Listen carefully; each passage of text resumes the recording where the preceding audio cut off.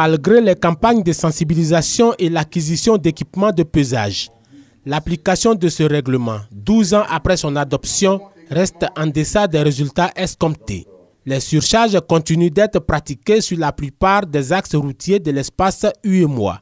Les conséquences sont désastreuses. Exemple, la dégradation précoce des routes avec des coûts économiques et sociaux estimés à une quarantaine de milliards par an.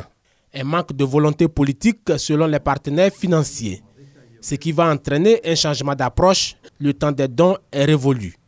Il s'agit désormais de prêts qui seront remboursés par les impôts des États et des citoyens ouest-africains, même s'il est vrai que les bonifications d'intérêt et les mixages prêts-dons mobilisent encore financièrement les partenaires et justifient leur présence ici. Cette décision des bailleurs de fonds de rendre rigides les conditions de décaissement des ressources et même de comprimer l'enveloppe financière en faveur de l'Union ne doit pourtant pas être prise comme une fatalité. Dans tous les cas, nous avons conscience que notre développement doit désormais reposer sur la mobilisation de nos ressources intérieures.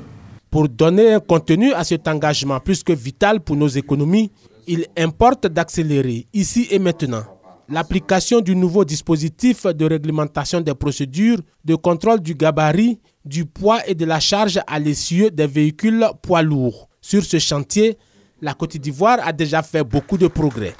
Sur l'ensemble du territoire, les 84 plateformes recensées disposent de pèse-essieux fixes, mobiles ou de ponts bascules. Les 7 corridors reconnus disposent de 16 pèse-essieux, dont 5 fixes et 11 mobiles. Dans l'espace 8 mois, 90% des échanges commerciaux intracommunautaires se font par la route.